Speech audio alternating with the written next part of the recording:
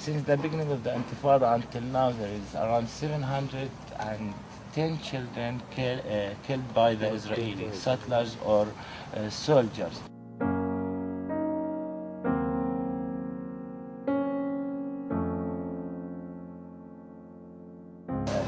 The things that worth to mention that more than 65% of them were killed while there were no clashes between the Palestinian and the Israeli. Even the children wasn't strong stonings in that time.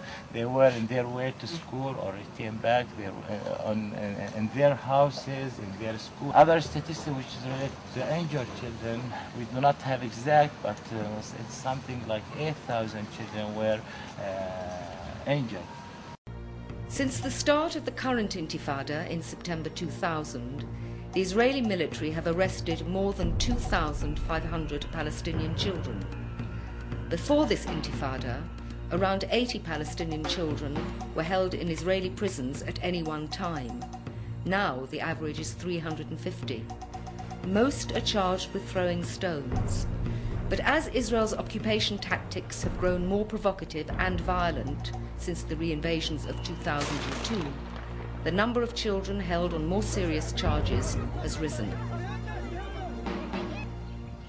The interrogation and the torture that the children usually face is very, very hard. One of these children, he was in interrogation and torture for 3 weeks, and moving from detention center to other detention center.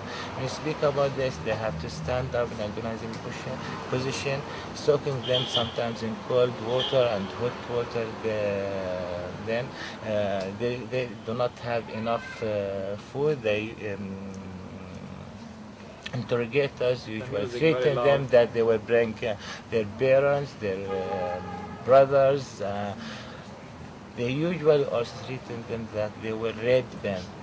And in reality, there is 2 cases, and the Israeli agreed of these 2 cases, that there were two cases of children that were sexually abused by the interrogators. There is a case of children try to attempt suicide, for example, this case, but there is many other cases who try to. No one succeeded.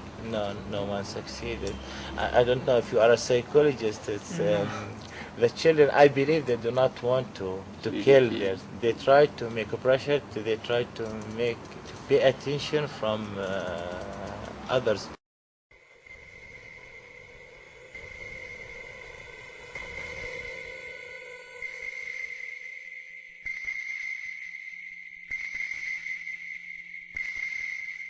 These children that you see outside playing and in the old city going around, most of them have very bad psychological problems. And many of them, as a result of the psychological problems, they have physical problems.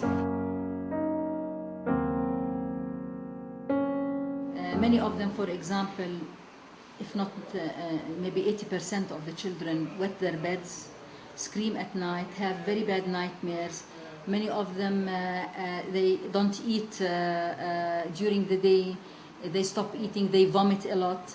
Many of these, what I said before about them, described them, were said because of stress and because of the violence they see around them, and what they hear from their parents, what they hear from TV, and what they hear from the street, and what happens in general.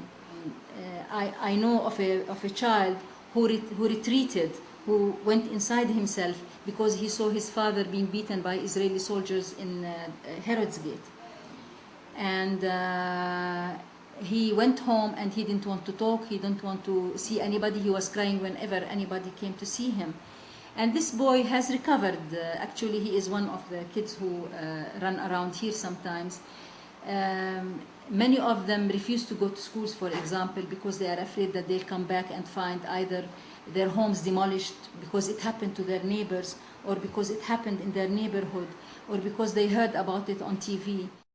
And this is a place where I feel I can resist the occupation, the Israeli occupation, which is really the main thing in our lives, is the occupation, nothing else. It's not the Jewish people, it's not the Israelis themselves, it's their occupation, their pressure on us.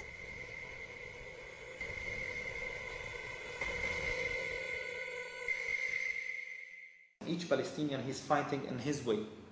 We fight as an organization, as a center, when we work with children, with youth, when we prepare activities, when we try to give a hope for these people.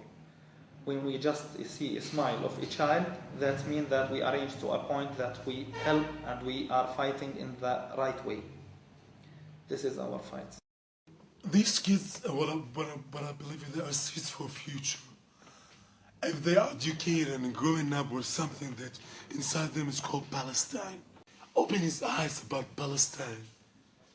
And education aware, these small kids or teenagers, about what Jerusalem is mean, what Palestine is mean, what Arabic languages mean. Okay, this is the real fight that we are doing. In the future, let's say the 15 years coming, okay, there's some of them, not all of them I said, but some of them, okay, they know what Palestine it's mean. Palestine now it not exist on the map, but they exist in their mind. That's what I want.